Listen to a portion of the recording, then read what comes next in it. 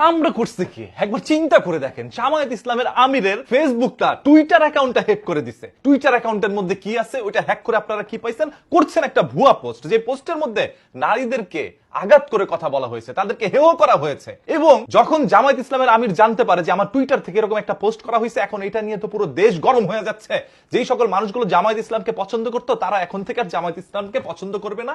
এরপর কিছুক্ষণ পরে জামায়াত ইসলামের আমির আরো একটি পোস্ট করে জানান আমার টুইটার অ্যাকাউন্টটা হ্যাক হয়ে গেছে ভাই। এবং কারা এই ধরনের কাজগুলো করছে আপনারা কিন্তু বুঝতে পারছেন।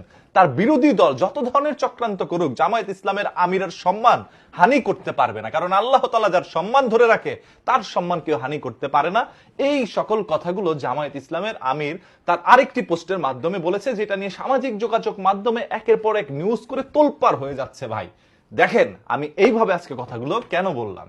যুগ অনেক উন্নত, এখন প্রত্যেকটি দলের কাছে সাইবার সিকিউরিটি এক্সপার্টরা রয়েছে, যারা সব সময় এই যে এইভাবে একে অপরকে প্রোটেকশন দিয়ে থাকে। তারপরেও কিভাবে একটি টুইটার অ্যাকাউন্ট ভাই, এই যে ইলন মাস্কের এই টুইটার তিনি কিনেছিলেন, এরপর সেটার নাম দিয়েছে এক্স বা এক্স হ্যান্ডেল, অ্যাকাউন্টটি হ্যাক করে নেওয়া হয় জামায়াত ইসলামের আমির ডক্টর শফিকুর রহমানের। একজন আমিরের অ্যাকাউন্ট আপনারা হ্যাক করেছেন এবং সেইটার মধ্যে আপনারা বাজে মন্তব্য প্রকাশ করছেন।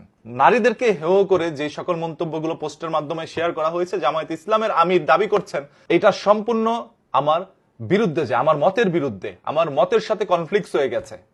মানে যেই সকল কথা কোনোদিন জামায়াতের আমির চিন্তাও করে না, সেরকম একটি পোস্ট করা হয়েছে।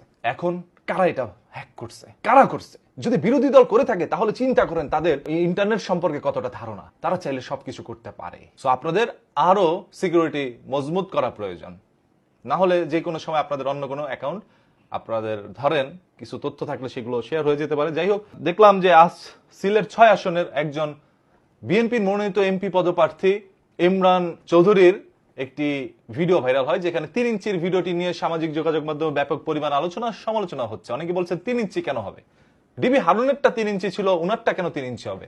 এই যে এইভাবে কারো একটি মোবাইল ফোন হ্যাক হয়ে যাচ্ছে, কারো আইডি হ্যাক হয়ে যাচ্ছে এবং সেইখান থেকে তথ্য আদান প্রদান করা হচ্ছে, এগুলো কারা করছে? যদি বাংলাদেশের মানুষ করে থাকে তাহলে বাহ, বাংলাদেশের মানুষ অনেকটা এগিয়ে গিয়েছে, তারা অনেক কিছু শিখেছে।